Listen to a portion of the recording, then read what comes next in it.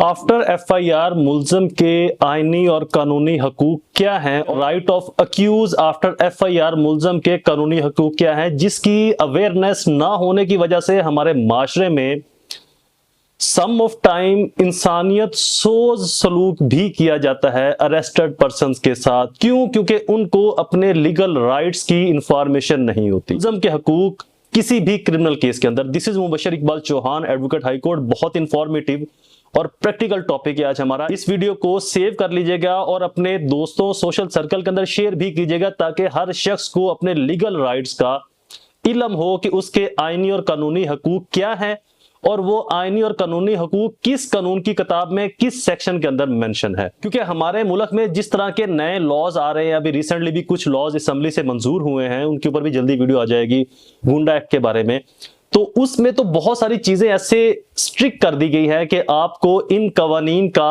اور ان کی انفارمیشن کا ہونا بہت ضروری ہے۔ فرسٹ آف آل، جب بھی ایف آئی آر ہو جاتی ہے، پولیس کسی ملزم کو گرفتار کرتی ہے یا اس کی انفارمیشن مل جائے ملزم کو ایف آئی آر کی، تو وہ بیل کی طرف جائے گا۔ اگر گرفتار کر لیتی ہے تو اس کے آئینی حقوق کیا ہے؟ ملزم کا گرفتاری کی وجہ جاننا، اپنی مرضی کا اپنی پسند کا وکیل کرنا اور اس کے ساتھ رابطہ کرنا، 24 آورز کے اندر آنریبل مجسٹریٹ کے سامنے پیش کرنا، تشدد سے بچاؤ، غیر قانونی دباؤ سے تحفظ، منصفانہ ٹرائل۔ اب یہ چیزیں کہاں پر مینشن ہیں، کس قانون میں یہ چیزیں مینشن ہیں، یہ بھی آگے چل کے میں آپ کو بتاتا ہوں۔ سب سے پہلے right of fear trial article 10A کے اندر مینشن ہے کہ کسی بھی شخص کو رائٹ آف فیئر ٹرائل ملے گا، اس کو پروسیکیوشن، پولیس، عدالت کی طرف سے کسی بھی طرح کی جانبداری کا سامنا نہیں کرنا پڑے گا۔ انویسٹیگیشن پراپر اکارڈنگ لا ہوگی، پروسیکیوشن اکارڈنگ لا کام کرے گا، عدالت اکارڈنگ لا منصفانہ طریقے سے دونوں کے رائٹس اور رسپانسبلٹیز کو جسٹیفائی کرے گی، کمپلیننٹ کی بھی اور ملزم کی بھی۔ اور جو اریسٹ ہے وہ قانون کے مطابق C R P C section 54، constitution of Pakistan 1973 article 4 اور آرٹیکل 9 کے تحت کی جائے گی۔ آئین پاکستان آرٹیکل 10A اور سی آر پی سی سیکشن 61 کے تحت اس کی گرفتاری کی ریزنز اس کو بتانا، اس کو تمام انفارمیشن دینا تاکہ وہ آگے اپنا ڈیفنس پراپر ٹرائل کنڈکٹ کر سکے قانون کے مطابق۔ آئین پاکستان آرٹیکل 10 یہ کہتا ہے No person who is arrested shall be deemed in custody without being informed as soon as may be.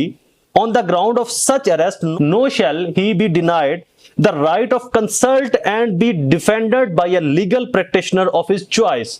کسی بھی شخص کو اپنے آپ کو ڈیفینڈ کرنے سے بھی محروم نہیں کیا جا سکتا، اور لیگل پریکٹیشن ایکٹ کے تحت اپنا وکیل ہائر کرنے سے بھی اس کو باز نہیں رکھا جا سکتا، اس کو ممنوع نہیں کیا جا سکتا۔ اس کو اس کی مرضی کا وکیل کرنے کا، مرضی کا دفاع لینے کا، اپنی مرضی کے وکیل سے مشورہ لینے کا، اور اس مشورے کو پھر قانون شہادت کے تحت سیکیور رکھنے کا۔ وکیل کے اوپر بھی ذمہ داری عائد ہوگی کہ جو ان کی آپس میں کمیونیکیشن ہوئی ہے، پریویلیج کمیونیکیشن کے اندر مینشن ہے، قانون شہادت آرٹیکل کے اندر مینشن ہے پریویلیج کمیونیکیشن کے اندر، کہ وکیل اور کلائنٹ کی جو بھی ڈسکشن ہے اس کو نہ تو وکیل ڈسکلوز کر سکتا ہے، نہ کلائنٹ، اور نہ ہی ان دونوں کو فورس کیا جا سکتا ہے کہ آپ اس ڈسکشن کو ڈسکلوز کریں، اس کو ظاہر کریں لوگوں کے سامنے۔ تو ان کو قانون شہادت کے تحت بھی یہ پروٹیکشن حاصل ہے، آئین پاکستان کے تحت بھی ملزم کو یہ پروٹیکشن حاصل ہے کہ اس کی کمیونیکیشن کو نہ تو اس کے خلاف استعمال کیا جائے گا، نہ ہی اس کو ڈسکلوز کیا جائے گا، اور اس کو اپنی مرضی کا وکیل کرنے کا حق حاصل ہے۔ کس سیکشن کے تحت؟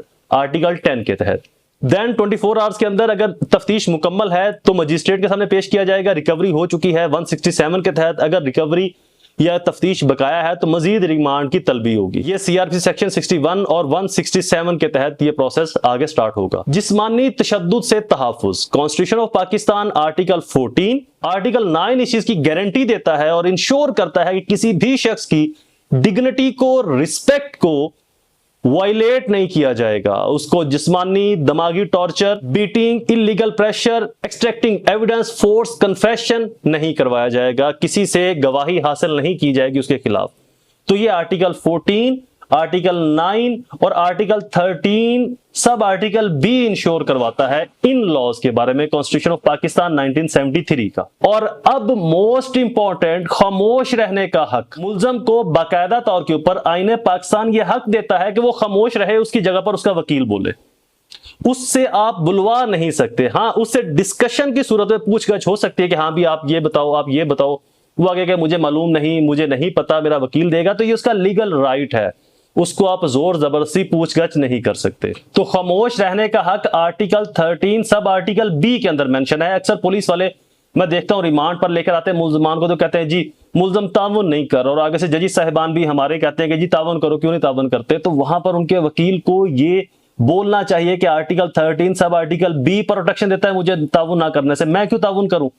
الزام انہوں نے لگایا ہے، پروسیکیوشن ان کے پاس ہے، اسٹیٹ ان کی ہے، انویسٹیگیٹنگ ایجنسی انویسٹیگیٹنگ مشینری ساری ان کے پاس ہیں، یہ لے کر آئے میرے خلاف ثبوت جو الزام لگا ہے میرے خلاف یا میرے اوپر.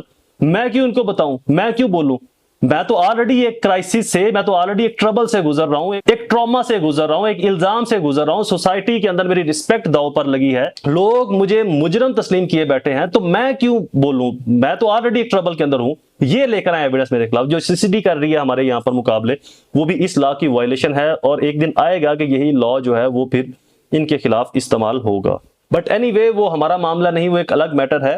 ہم یہاں پر ملزم کے حقوق کی بات کر رہے ہیں. اس کے بعد ضمانت لینے کا حق، سی آر پی سی سیکشن 496 497 اور 498 رائٹ آف بیل کے بارے میں ڈسکرائب کرتے ہیں. فردر انویسٹیگیشن کے بارے میں پری اریسٹ کا جو پرنسپل تھا یہ 1949 کے اندر ایک ججمنٹ سے اسٹیبلش ہوا. اس سے پہلے پری اریسٹ کا جو ذکر ہے وہ سی آر پی سی میں موجود نہیں.